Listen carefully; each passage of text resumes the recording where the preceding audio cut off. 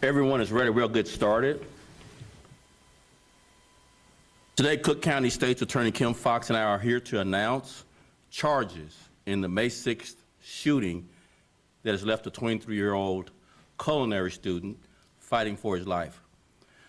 First of all, I want to let the victim and his family know that Chicago Police Department and the City of Chicago have him in our prayers for a full and speedy recovery. And we will keep working to hold everyone involved accountable. Also, special thanks to the State's Attorney's Office for their efforts in working with us to bring these charges with our detectives. In regards to this case, the 19-year-old Tyshawn, that's T-Y-S-H-O-N, Tyshawn Brownlee, B-R-O-W-N-L-E-E, of Oak Park was charged with the following: 1 felony count of attempted first-degree murder, 1 felony count of armed robbery with a discharge of a firearm, and 4 felony counts of armed robbery with a firearm. He was arrested on May 15th after being identified as one of the offenders who robbed the 23-year-old victim in the 1300 block of West Webster in the 18th District on May 6th. He was also charged in connection with several other armed robberies that occurred in the 19th District on May 5th and 6th, in addition to these charges I've listed. This is Brownlee's, all of these charges together are Brownlee's first adult arrest. This arrest is due to diligent work by the Area 3 detectives, and I can't say enough about the work that our detectives do in the Bureau of Detectives, who comb through hours and hours of video surveillance footage and looked at recent crime patterns in the area to identify this offender. We're still working to identify and apprehend anyone else involved in this shooting and robbery pattern. I want to emphasize also, again, the great detective work in this case as we continue to bring violent offenders to justice. And we won't stop investigating until each of these offenders are found. I also want to highlight the importance of security camera footage across the city, like the ones that helped lead to this arrest. Residents can register their home security or private business cameras with the Chicago Police Department to assist us in this effort by logging on to www.chicagopolice.org/camera registration, one word. That's www.chicagopolice.org/camera registration, one word. And it's plain to see that these cameras are important tools in our public safety effort. They help us solve crimes faster, but more importantly, they help us bring violent offenders off our street to justice. Before State's Attorney Kim Foxx comes up, I want to repeat that we will not tolerate violence in this city. Too many precious lives are being hurt or taken away because of a sheer disregard for human life, and that is unacceptable. So we'll continue to work closely not only with the State's Attorney's Office, but also with our local and federal law enforcement partners to prevent more people and more families from experiencing senseless gun violence. So with that, I'll turn it over to Kim Foxx, our State's Attorney. Kim. Good morning. First and foremost, I'd like to wish Dakota Early, the culinary arts student who also worked at the Greater Chicago Food Depository, well in his recovery. As the superintendent said, we as a city and a county are rallying for his well-being. We recognize that the road ahead for him is long, but again, I wish him a strong recovery.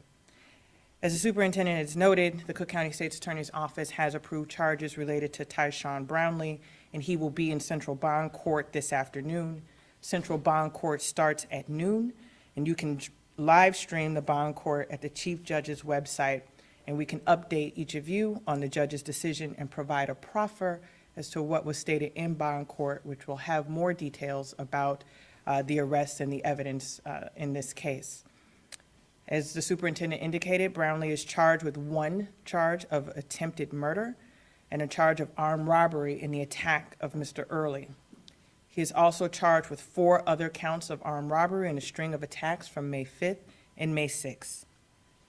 In these instances involving this defendant, we have 5 innocent victims and a community that has been terrorized. As the superintendent has said, and I will repeat, this is simply unacceptable. I want to thank the Chicago Police Department and the detectives who have worked on this case, as well as the assistant state's attorneys that have worked with them, alongside them, to bring us to this moment. The people of the Cook County State's Attorney's Office will continue in the prosecution of this effort to hold this offender accountable and bring some measure of justice to our communities for this horrific, horrific event. With that, I'll turn it back over to the superintendent. We'll take a few questions on topic first and then a few off topic. And some we won't have updates on. We'll get with you offline. So she was first. Yeah. According to one of the aldermen in the area, you know, these other crimes, they were mainly robbery focused, and even in this video with Dakota, you can see him give up his property. So what did your detectives find out about why the shooting and attempted murder occurred in this case after all those strings of robberies?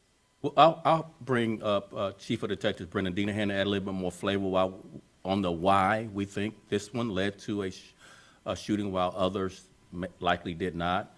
Brendan, just add a little bit more flavor. Thanks.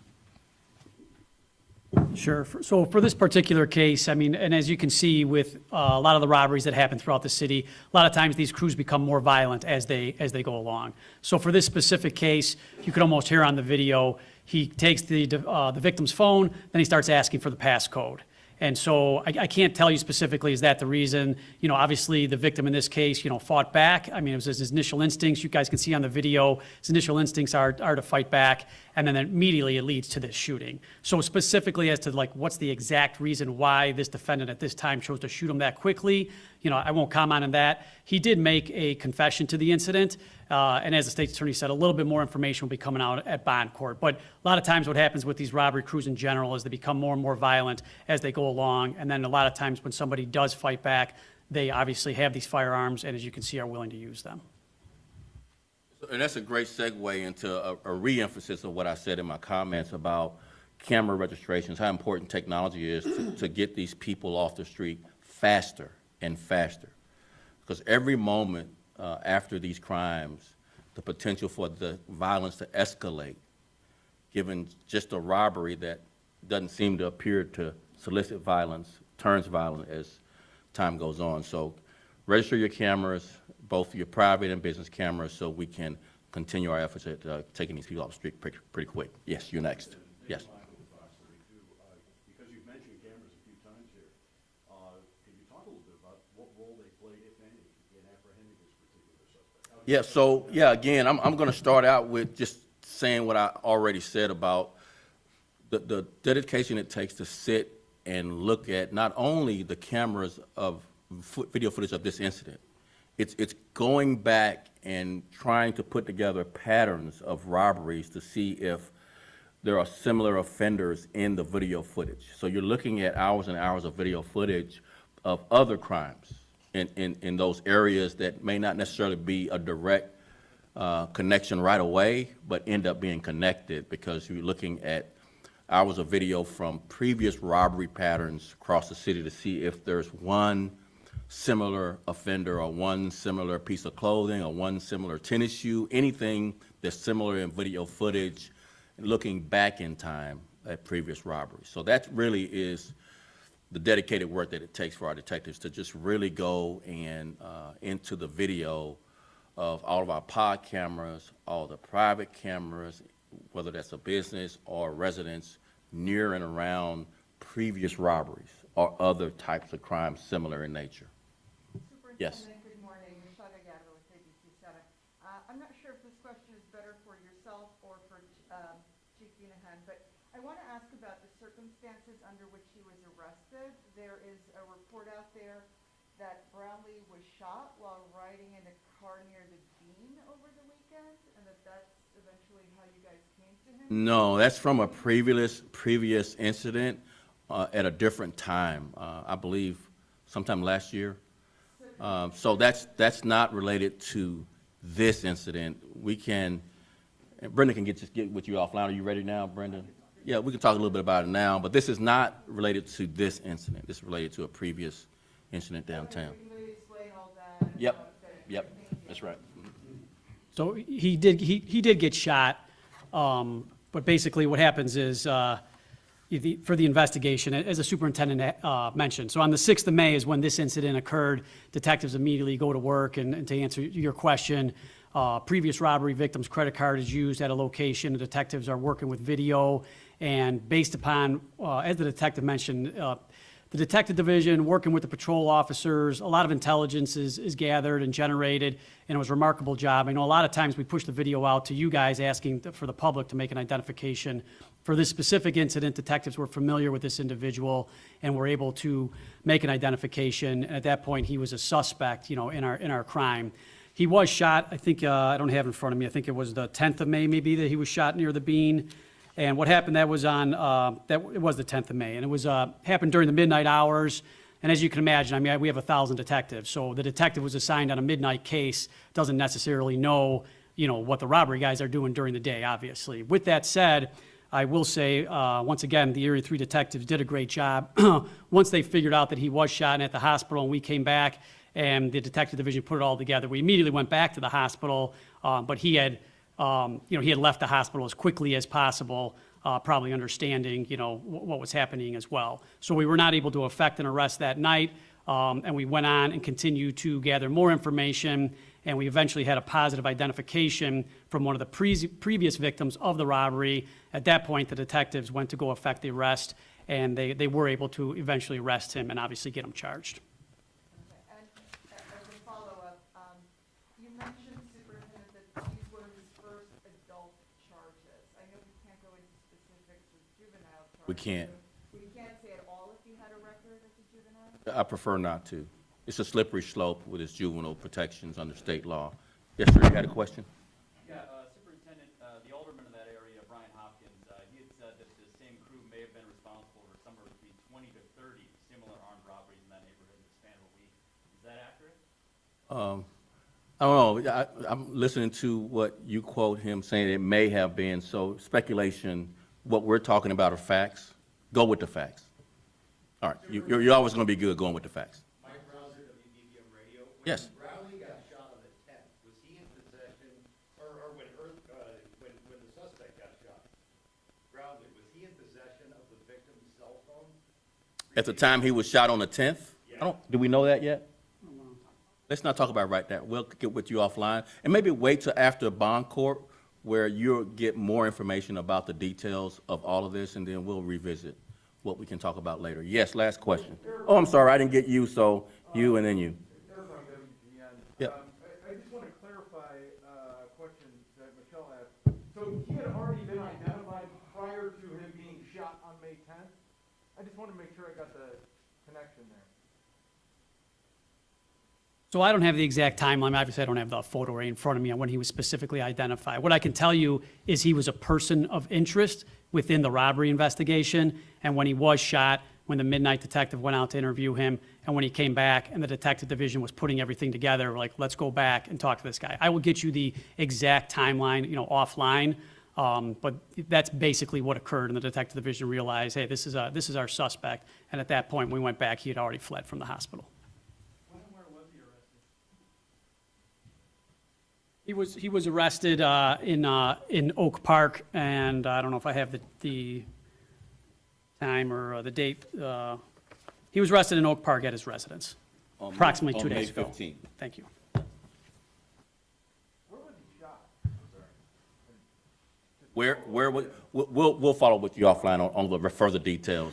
Last series of questions. Go ahead. Alan Boyle, Block of Chicago. So while we're talking about District 18 and 19, what was learned from CPD's responses to last week's North Ave Beach Party?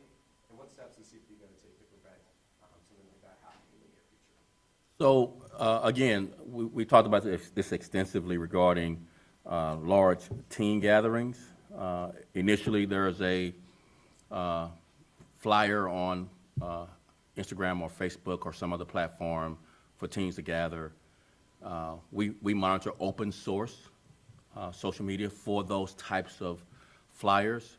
As soon as we get those, usually we get those before the weekend, but sometimes we don't get them till the weekend. But as soon as we get them, we put together an operation plan. Chief Dinahan is here. Chief McDermott is here, Chief of Patrol. He's tasked with putting together those plans once the Bureau of Detectives, Bureau of Counterterrorism, all get that intelligence information that's supposed social media posting, and then we put together a plan. Brian, you don't get a chance to talk about all the work you do behind the scenes, but you want to talk a little bit about once we get those posts, how we put together those plans. Just get a little bit more than we've been able to talk about here recently. So without getting very specifics about the plans, there is a lot of coordination that goes on, especially assigning additional resources, not just from the Bureau of Patrol, but undercover officers from the Bureau of Counterterrorism, Detective Division personnel, legal officers. We designate arrest teams. We assign transport vehicles. There's multiple command staff members on the scene. To answer your question, have we learned lessons? We have learned lessons. We do after actions after each one of these, and we'll continue to improve as the summer goes on. And, eventually we'll get this right. But when you think of hundreds, if not thousands of teens as we had on Saturday, no matter how many officers we have down there, the situation's always going to be chaotic. So it's never going to be perfect. It's never going to be pretty, but we'll continue to improve and do our best. And lastly, I'll just address this as well. It's not illegal for teens to go to North Beach or anywhere in the city. It's not illegal.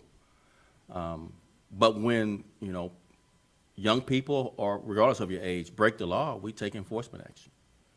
So initially, the gathering is not reason to start arresting teens, because they haven't done anything illegal. They just gather at a certain location based on a flyer going out over social media. And then we're tasked with being constitutional, following the law, making sure everyone has a great time without, jeopardizing public safety is really the issue. So we're not sitting there standing on our hands and waiting for things to pop. We are engaging these young people, and we're making sure that they follow the laws, but when they do break the law, we take strict enforcement action. That's the last question. Thank you all so very much. I really appreciate it. Every other question, you don't have to shout it out. We will get with you offline. As soon as we walk out, someone will get with you offline to answer any other follow-up questions. Thank you very much. Appreciate it.